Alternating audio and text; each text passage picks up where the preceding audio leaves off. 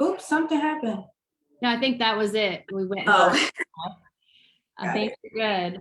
Hello, welcome, beautiful human beings, to the Power of Love Summit, transforming self and society through love and compassion. My name is Brittany Tackett. I am a transpersonal therapist and coach, yoga and meditation teacher, and I'm the founder of Heart First Education, whose mission is to educate the whole person, heart first. So I started this organization after working as a mental health therapist in the schools, and I really saw a disparity in how we educate. We focus so much on the mind and the intellect and not enough on the heart and emotional intelligence, virtue development, and just our well-being. And so that led me to create Heart First Education. And at first it was about educating the whole child heart first. I really focused on children. And then I started to realize that a lot of us adults, we need this heart healing work too, because we didn't necessarily learn these things when we were children. We didn't have these skills. And so now it's a lot of unlearning.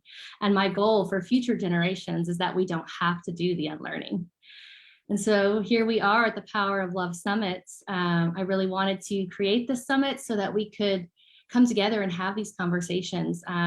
So I brought together, heart-centered leaders and teachers, healers from all around different parts of the world to have these conversations. And today I have a very special guest, Jasmine Alise. She is an earth angel healer. She really helps people to come out of the darkness and to see the light. So thank you so much for being here, Jasmine. Would you please tell our viewers a little bit more about you and the beautiful work that you're doing here on this planet? Yes, thank you so much for having me. It's honestly a great space to be a part of. But my name is Jasmine. I do consider myself an earth angel, mostly just a healer. I'm just a person living, expressing the God within me. And this topic is perfect because I talk a lot about unconditional love. I talk a lot about um, transmuting your pain through love and with love, and um, allowing people to see that their light um, is not dimming because of their pain. They are not less worthy because of their pain. They didn't become less capable because of their pain. Their pain wasn't what disqualified them from happiness. I talk a lot with people and help them really see that your pain is what qualifies you. Your pain is what gives you the wisdom um, and the integrity and the experience to be able to take on the role that you're meant to have in this life. So just allowing us to look at our pain in a different light, and that light is love, the highest vibration that there is. So I'm a gatekeeper of natural medicine, of sacred medicine. um, I'm an energy healer, Reiki master, if that's what you want to call it. I honestly don't do well with titles or labels because I'm all about oneness, and we're all one, we're all the same, just different expressions of God. So, um, yeah, I use a lot of quantum physics and, like I said, sacred medicines, rape, cacao, um, even I saw someone speaking about psychedelics earlier. I use psychedelics, DMT, all type of experiences. So I create these healing experiences and environments and bring people together. I do spiritual readings, one-on-ones.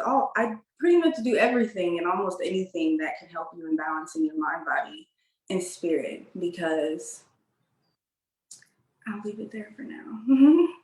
I feel like that's a good intro. Yes, such a beautiful mission that you have and beautiful work that you're doing.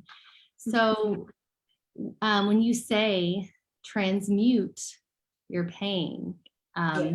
or alchemize your pain through the art of transmutation, what do you Yes. mean by that? Can you tell us more about that and how people can do that? Because I know we all have pain, right?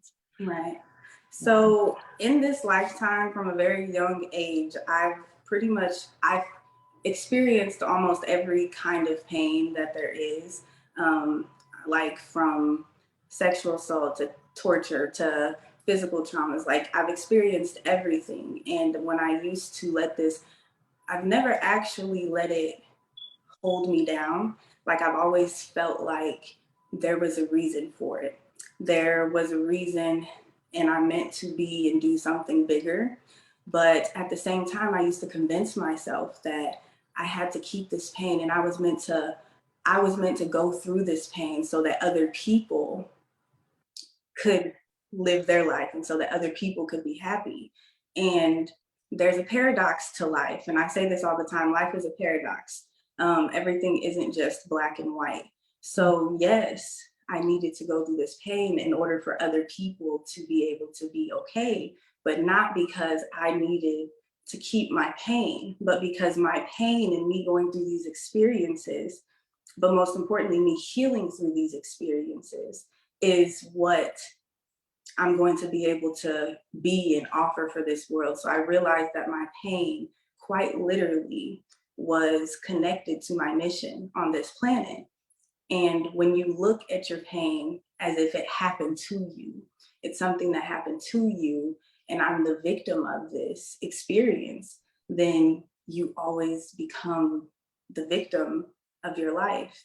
And growing up, I grew up in foster care, and in foster care, it was always, well, that child's depressed, take them to the doctor. So I grew up on medication. I had PTSD, I had anxiety, severe depression, and I was always on medications. It was a point in time when I was on like 375 milligrams of Seroquel, like in middle school. So there's whole phases of my life that due to trauma and even medication, I don't even remember. So I've always wanted to understand myself more. And so the day I turned 18, I vowed to never take a pill again. I vowed to learn myself, how I work, why I work, um, because I knew that these pills were not supposed to be forever, but they were prescribing them to me as if they were my final resting point. Like, this is your life, learn how to take these pills, boom. And I'm like, I'm more upset. I'm tired. I'm dragged. I feel like a zombie. Like, this is not life. So, the key to getting out of that energy was through looking at your life through a different perspective, becoming the observer. And I'm big on spirit animals, and I just love birds because they are they're the closest to God. So they look down on us and they see the world as a whole. So I feel like unconditional love and love is seeing the world as a whole, seeing people as a whole, seeing just life as a whole instead of as the individual experiences, because individual experiences, it can trick you. Like, you can zoom all the way into a bumblebee, but you won't know that it's a bumblebee until you zoom out. So unconditional loves give you the ability to look at your pain, kind of process it, understand it. And through this processing and through this understanding, you're alchemizing, you're transmuting this energy, because as you're understanding, you're releasing, because you're realizing that you're not actually the victim. You're realizing that you're the creator. You're realizing that you have the power to create your reality. You have the power to choose how you store these memories. You have the power to choose how you use these experiences and how you go on from here. So I feel like we're convinced often that healing takes time and pain lasts forever. It just gets easier. But there truly is freedom from your pain. And it starts, the first step is with taking accountability and responsibility for you being the creator of your reality.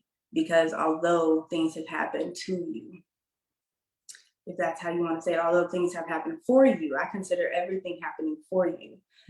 We just have to learn how to balance our energy. And my business is called Emotional because our emotions are our power, but they can also be our greatest weapon against us if we don't know how to control them or if we aren't emotionally intelligent. And that's something that I wasn't learning in years and years of counseling. I wasn't learning how to monitor myself. I wasn't learning how to not be the victim of my story.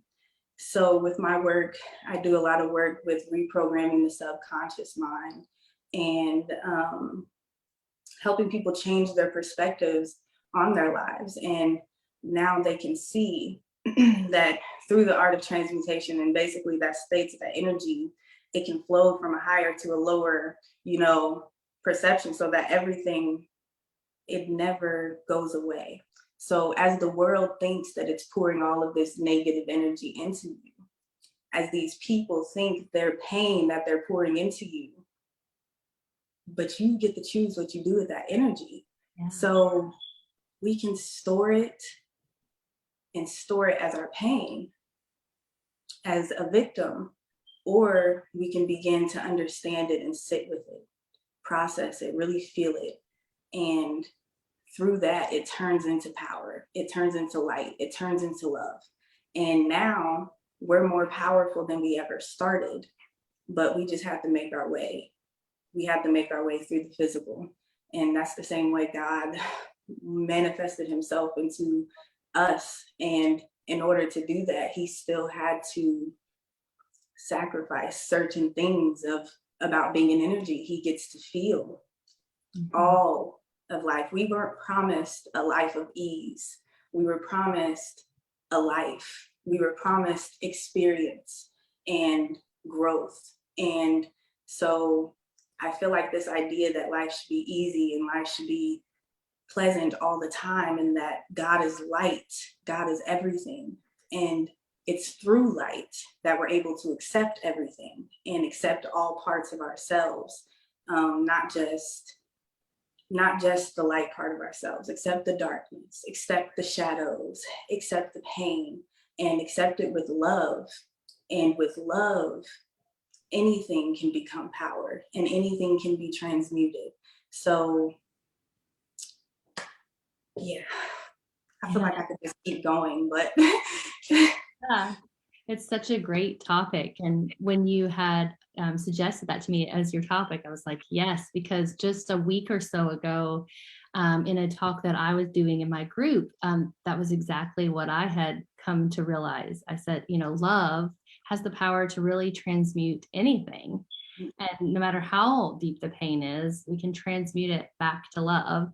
And for you to have that as your topic too, I was like, yes, I'm so on board for it. And with this victim, mentality of like, oh, this happened to me. I like to see it as shifting from a victim to a victor, right? Like taking your power back. Nice. When we have that pain, right, we sort of can sometimes give our power away, if like, especially when it comes to abuse, Yeah. So it's like taking that power back. So I love that you brought that up. So yes, especially with the abuse, because I've suffered a lot of abuse and all of it being at the hands of people close to me for the most part.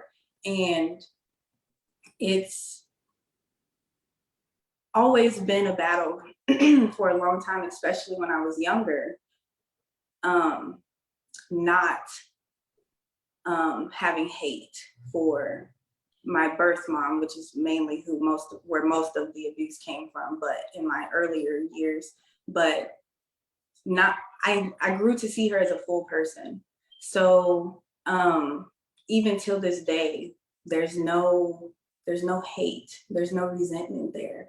I pray for her, I send her good energy, but people think that me not wanting to rebuild that connection means that I have some form of resentment, when it's the opposite. It means that I can see people, and you can see, and when you have this ability to see with love, you can love from a distance. You don't need to be there. And just because you're seeing the world through this goggles of love does not mean that their realities are through goggles of love. So you also have to know when to use your discernment and when to, exert yourself into certain situations. because so much pain happens to us at the hands. I feel like a lot of it doesn't have to be like big pain, but a lot of our pains and triggers and traumas come from our parents, because that's who's directly there when we're growing up.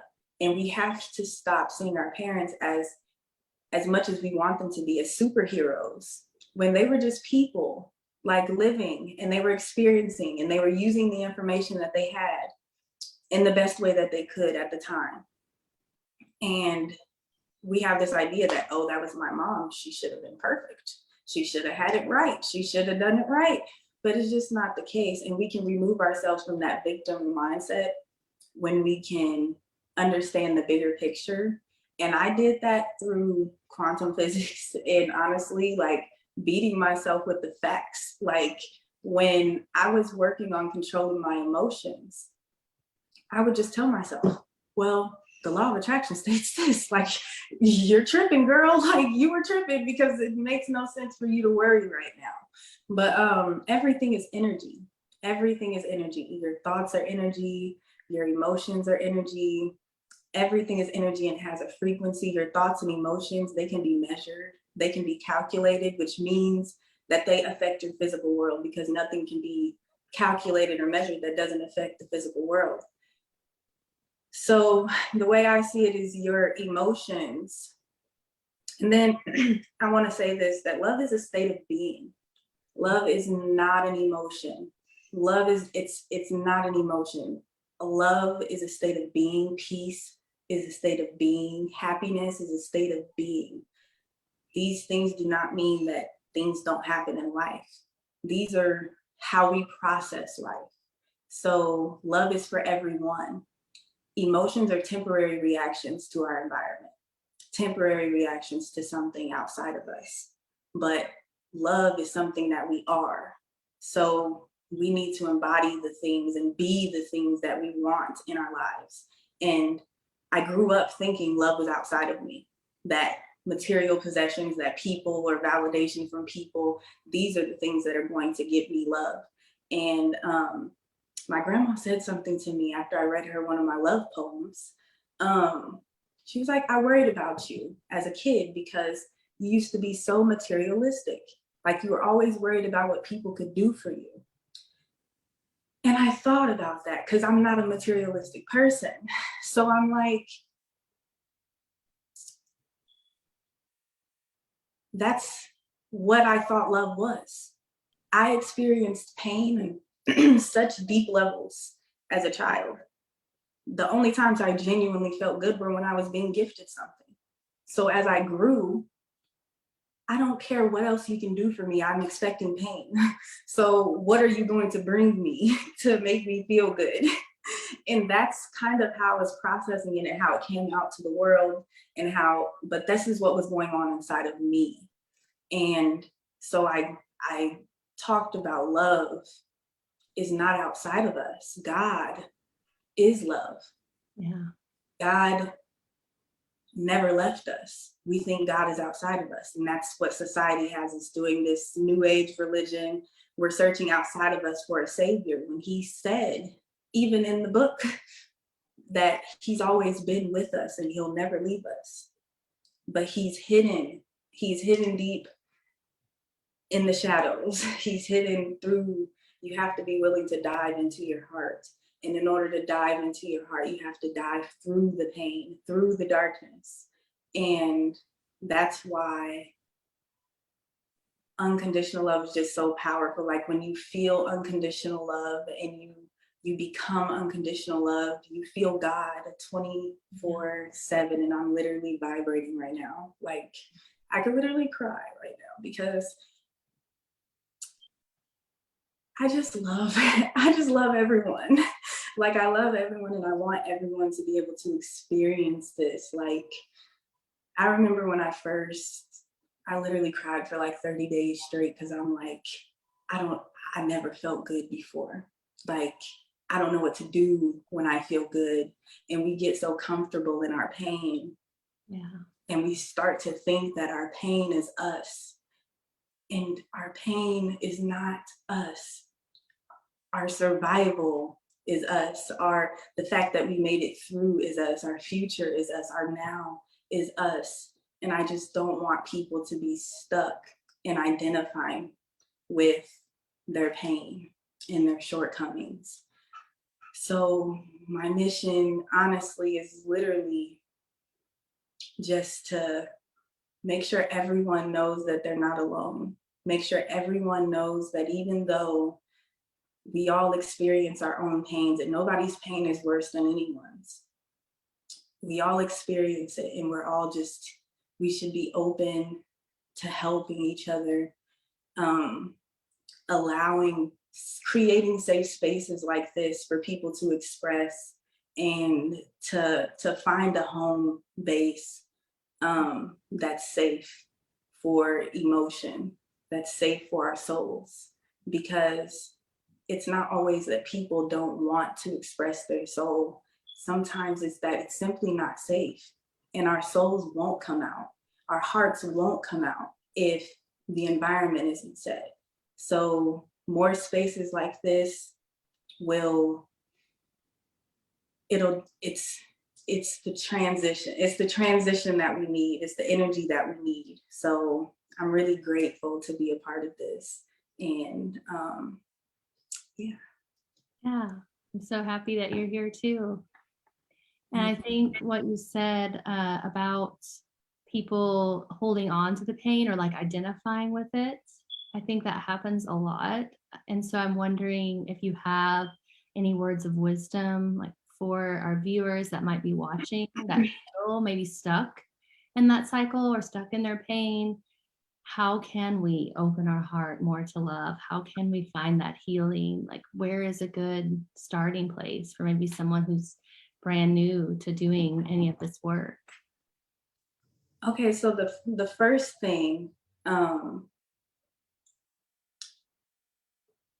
let me get my words in order first. Yeah.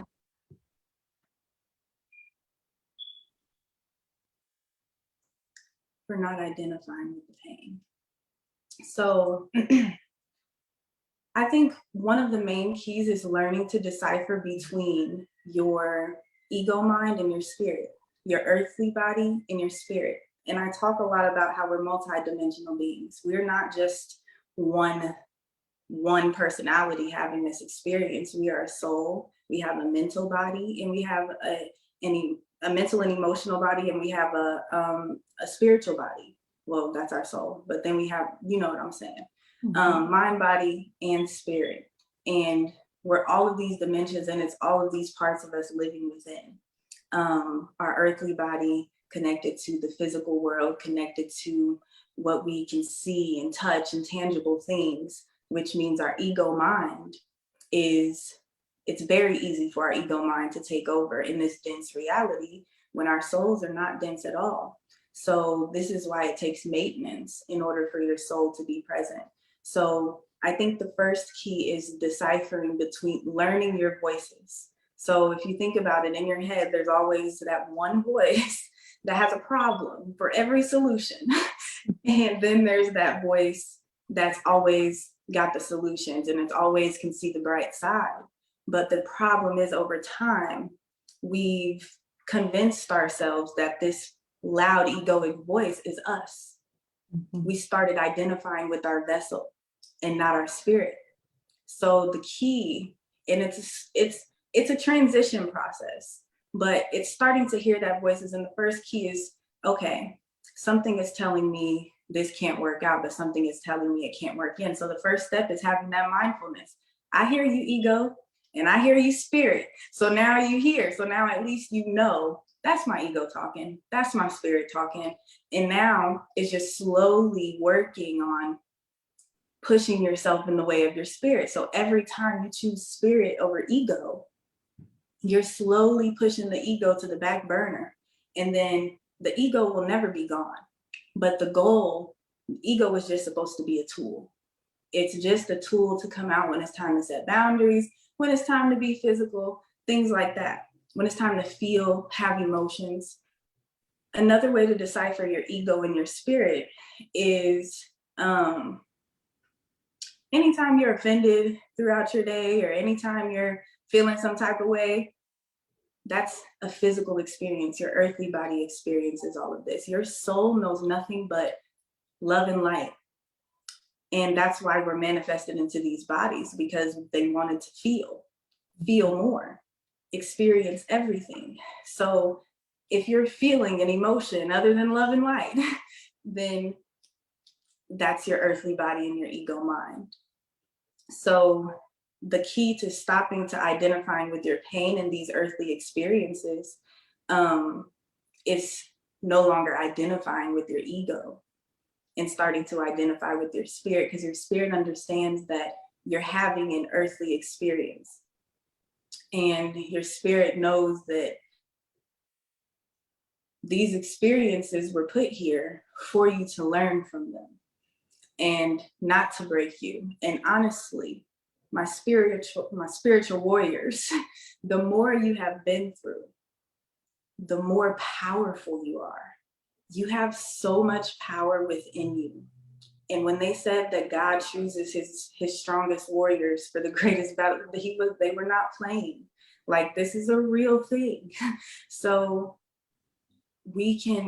there's just always that paradox, and there's always those two ways. And there's life can be heaven or life can be hell. And heaven is just another word for surrendering. It's just another word for trust. Hell is just another word for resistance. Yeah. So we can resist. We'll still get there, but it's going to be hell getting there. Or we can learn to surrender and kind of accept experiences as they come and go. I have fallen in love with every aspect of life. I'm a weirdo who loves retrogrades. I love times of introspection. I love all that chaotic energy because I've learned the art of transmutation. And we also have to understand that healing is not linear.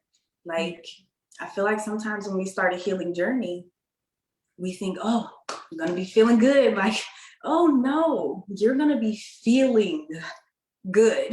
You're gonna be feeling everything good. That's what you're gonna be doing on your healing journey. So there are definitely times where you need to allow yourself to release, allow yourself to feel. Feeling is not bad. Crying is not bad. Crying is so sacred. Crying is so special. And it's an extremely spiritual act. And we've been convinced that crying is bad. But crying is one of the most healthy things that you can do. And it's a physical release. It's a physical release of emotion, but our intentions matter. We've been caught up in a society of people who cry because something happened to them, or cry because someone did something to them. We should be crying to release, crying to free ourselves from this pain. I'm crying to allow myself to feel this fully so that I can no longer dwell within me. Not because when we're crying with the other intentions, we're storing more of that energy within us. We're manifesting more of that energy. So our intentions and why we cry and how we cry, and even why we journal and how we journal, it matters. So I hope that answered the question. Yes, definitely. And I love what you said about like our wounds, our greatest wounds, kind of being our greatest power and strength. And that kind of takes me back to astrology, like, because we have Chiron, who's the wounded healer, and we can look at someone's chart, and wherever their Chiron is, that is their wound of this lifetime, but it's also like your greatest strength. Yes. And so I've been seeing that there, because I really feel like that's true. And especially if you're a wounded healer, like you've had the wounds, you've had these things happen to you, but you found a way to overcome, you found a way to transmute the pain, then you are then able to help others, right? Yeah. You use that. So I love that. And that's something that I've really embodied in my meditations, and because my ancestors come to me a lot in my meditations, and this is when I started shifting away from, like calling myself a Reiki master and things like that, because they were just kind of explaining to me that, no, this is a way of life. This is the way of life. So like, we can all do this. But when they gave me my energy and they said, use it on yourself first and then for the collective. And they were very adamant about that because no, you can only heal as deep as you've healed. So you cannot be a vessel for the creator, a vessel for this light, if you haven't let go of your pain. So I feel like I've been in a space finally where I'm letting go of it all. Like I'm finally in my girl, you don't even know. Girl, like so much is coming and so much is happening. And it's like love, faith has gotten me this far. Like I can't give it to anything else but love and faith. And like love saved my life. Love saved my life. And yeah, I don't even know what I was starting to say when I started that, but that's all. I'm just so grateful to be experiencing this life. And oh, that's what I was going to say. You were talking about the zodiacs. Yes. Yeah. Um, because I always say this. So, my nephew, he was having trouble speaking. He's at the age where he's, oh no. Uh-oh, we lost you. I'm sorry. Yeah. Got a call. He's at the age where he's supposed to be starting to speak, and he's not speaking as much as he's supposed to be. And I told my brother, I said he's going to be a great communicator because that's what life is about. Like if you think about it, God manifested himself into reality, into physical form, and that's through us. We are the expression of God. We are the manifestation of creation. But in order for God to get here, he did have to surrender to learning something new, to the unknown. He had to do something different in order to get something different. And everything is a sacrifice. And I was just talking about this, and you may have to bear with me. But I'm not a voodoo practitioner, but I watched, I do a lot of talking about voodoo, and I honestly used to think about voodoo and be like, oh, no, I don't mess with that. Like cause thinking it evil, right? When the first thing I thought of, because everyone talks about the sacrifice, right? But I'm always talking about surrendering. So I did more research. And I always say, life is a sacrifice. Life is a cycles of death and rebirth over and over again. And it's little cycles, and then it's also big cycles. So you have to tap into what cycles, you're working on at that time. But it's always, if you're manifesting something and if you're going to get something new and fresh, you have to be willing to let go of the old. And this is mastering the art of detachment. Learning to surrender will get you to that life of ease and frequent flow of everything, because now people will always want to manifest, but manifesting is cool, but you're still focused on attracting something physical. You're focused on calling something to you. Quantum shifting is more focused on the faith aspect and shifting timelines and realizing that it can happen right now, this second. It is just a matter of you surrendering. So I started quantum shifting I've been knowing quantum shifting, but since about December 3rd, I've been quantum shifting. And I'm a control freak at heart. My earthly body is a control freak. So quantum shifting was hard for me to transition into, because for me, it's easy to manifest. It's easy for me to know what's coming and to know how it's coming and things like that. But quantum shifting requires faith. And I'm the faith queen. So I had to take it up. And it works. When you just surrender and know that the divine is going to shift you, it does. Like when you embody that, it just becomes that. Your reality becomes what you are, what you become. So, yeah. And I think I got off track again. No, But it's on track though, isn't it? yeah, right. That's why I can't write scripts or nothing. You just gotta flow through me. But I think I was talking about sacrifice. So we have to want, it's always that paradox. We are a creator. We can call whatever we want into our lives, but we also equally have to be ready to get rid of things. So a lot of the times people talk about the law of attraction, but they forget about all the other laws of the universe. Like you are attracting your reality to you, but there's also things that state that, you know, certain things have to move. That if you see yourself as a bucket and you're a full bucket, and you keep storing all of these emotions and all of this energy, this bucket is eventually, something's going to go wrong, or it's going to be full. But in order to put something new into this bucket, either you need to transmute that energy, or you need to be willing to completely let go of what was in the bucket in order to get something new. So you're manifesting a new job. You don't like your job, and then you lose your job, and then you complain. Well, why are you complaining? Didn't you ask for a new job? This is your opportunity. So like I asked myself a month ago, if my dreams were in front of me, would I actually take them?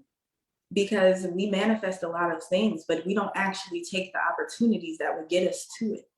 Because, so I was like, you know, I'm a control freak. So I've been manifesting my RV to get out of my house and be in my RV. And I was thinking, would I actually pack my house up if I had an RV right now? Would I actually pack my house up and be gone? And I got to realizing, like, it's not that our opportunities don't come to us. It's not that our dreams don't come to us. It's oftentimes our lack of faith that keep us from taking that first leap, and our need to have control over every step of the way that keeps us from focusing on the vision, on the final vision. So that surrendering, everything is a paradox, being in control while releasing control of the things that you don't have control over, all at the same time. And that's what really embodying the God consciousness is about. I feel like people think it's about being in control of everything, but it's really about not caring to have control over anything.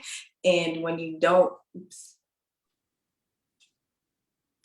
and when you don't care, that's when things start working for you. Like when you start doing higher self exercises, ask yourself something you care about and watch you get the wrong answer. But ask yourself something you really don't care about, and your higher self answers just fine because your ego didn't intervene. So knowing the voices within you,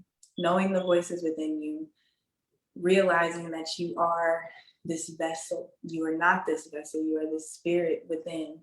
And energy. I look at life as energy. And when I started looking at people and everything as energy, everything became easy. It's easy to let things go now. Oh, my car broke. Okay, bye. It's easy to let things go because I see everything as energy. So it's creating space for something. So anytime you're losing something, anytime you go through a big pain, a big hurt, I always say, just imagine how big that pain was, or how important that thing was to you. And then just imagine how big the blessing that has to be coming to replace it, because it always has to come back around. It always has to come back around. But when we resist, we create blockages, and we create all these voids in the universe and us and our lives and our timelines. And people think that because these voids or these blockages are here, that they're not on the right track. The road is still there. You just have to be able to see on the other side of this wall. And it takes persistence. And I feel like a life of peace and happiness, it sounds good until you realize that it takes maintenance and self accountability. You know, like you really have to want it. You have to want it so bad that you no longer care to blame someone else. You no longer care that someone else understands you or hears your pain. You have to want it so bad that you take the responsibility for everything and you take all the control back. And now I can do with what I want. We have the power to store these emotions exactly as we please. And I feel like shadow work, or the term shadow work, is thrown around, but nobody really ever explains like what you're supposed to do in shadow work. How does shadow work work? And through understanding the mind and how the mind works, because I actually did go to school for psychology, and I actually left because I was like, they're not healing anybody. They're not, like, I really went because I genuinely wanted to understand myself. And I was like, yeah, they're not really healing anyone. But um like, our subconscious mind is formed ages 0 to like 7 on average, 0 to 7. That's like the core parts. This is our values, our beliefs. And a lot of us don't have this understanding of our mind and the conscious and the subconscious mind. So it's hard to understand how the law of attraction could actually work. How could I be attracting my life? I didn't ask for this. I didn't ask for that. But it's a frequency thing. It's not a conscious thought question thing. It's a frequency thing. But with our subconscious mind being formed at that age, that was being formed by our environment, by the people that's around us. So we have to understand that there's a point in time where we need to go back in there and be like, oh, that's not me. That's not me. That was put there by someone else. I don't really think I'm fat. I was just called fat when I was a child. Like, people don't think about these things until you sit them down and like really make it make sense for them. So shadow work is just that. It's realizing your triggers.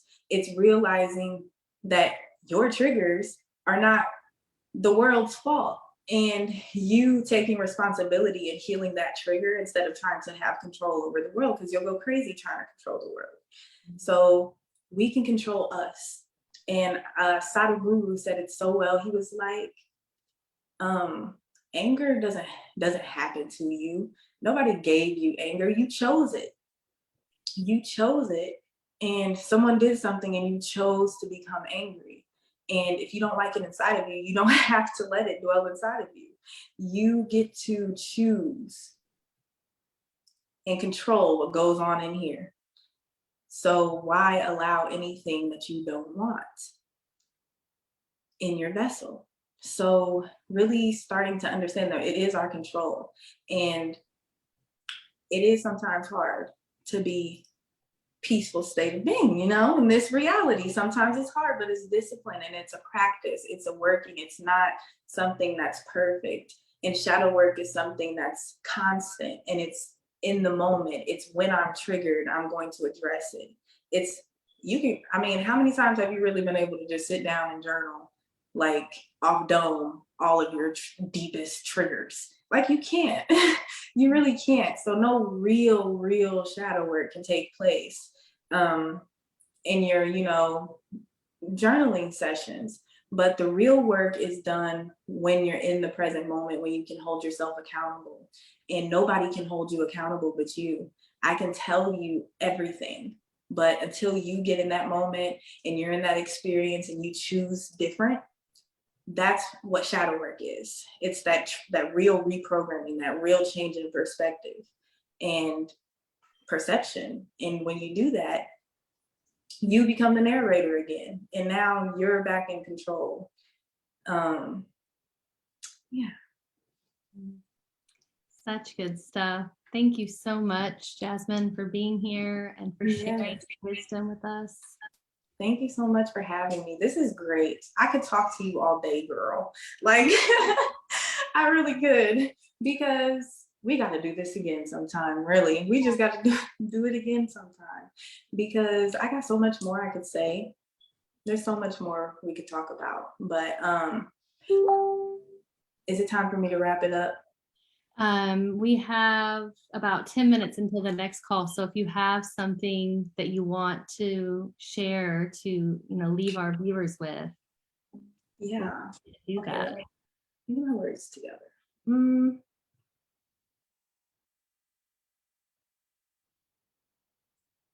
okay, so I think I just want to share this message that, okay, um, so I feel like, and I'm going to say I feel like just to be respectful of everyone's beliefs, but I feel like in the beginning of time, there was one way, and it was a way of love, it was a way of oneness, and it was connection.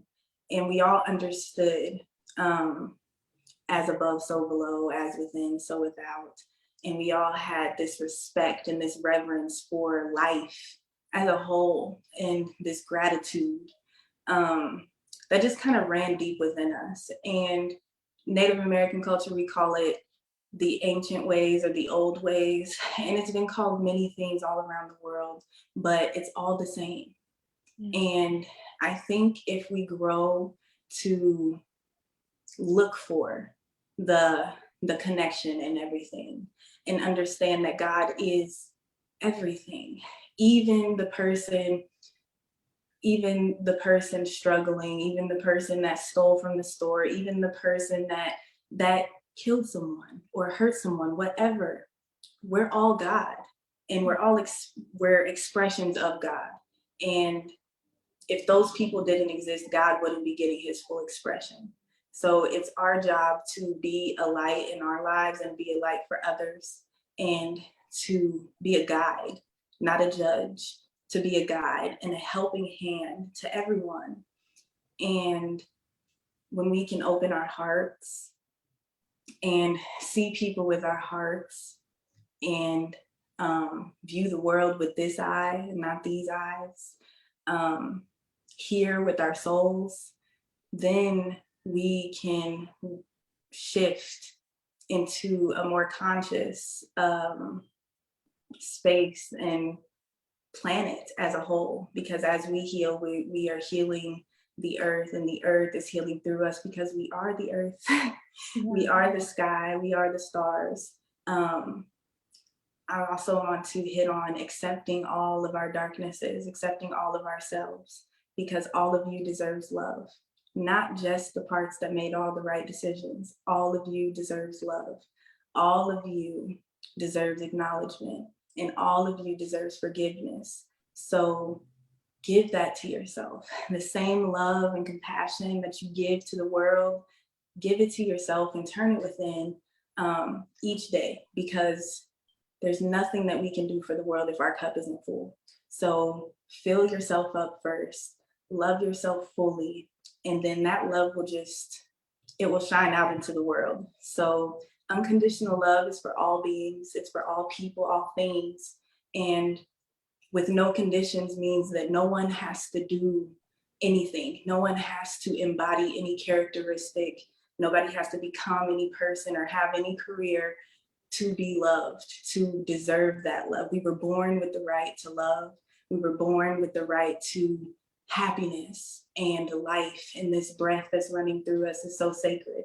So let's live in a state of gratitude for one another and for creation just as a whole. And I'll leave it at that. Oh, what a beautiful way to leave it. Oh, thank you. Thank you so much. Because really the mind just sees separation, but the heart knows only unity. And I love Yes. the book of the old ways. It's like we're going back to the old. Mm-hmm. It gives Yes. me hope talking to you about like our future as Mm-hmm. humanity. If we can find that like connection, look for the connection rather than the separation, and Right. have that unconditional love and acceptance for ourselves and for all of the people around us and our planet, right? Giving reverence Yeah. to our Mother Earth. Yes. I really would read you a snippet of my prayer, but um, we have to understand, and I'm gonna also say this, we have to remember that we did not create this web. Man did not create this web of life. Mm. We are just strands in the bigger picture. We are just links to the bigger picture. However, whatever we do to this web is done to us. Whatever man does to the web will be done to us. So let's choose to unite our strands and unite our pieces of this web in love in purifying unity, and we will be a ripple effect, because the ripple effect is real. So all the light workers, don't give up. We're making progress. Like, we really are healing, like, every single day, and it's so beautiful to watch. Yes. Thank you so much, Jasmine. Thank you. And thank you to our viewers. From my heart to yours, until next time. Thank you. Thank you.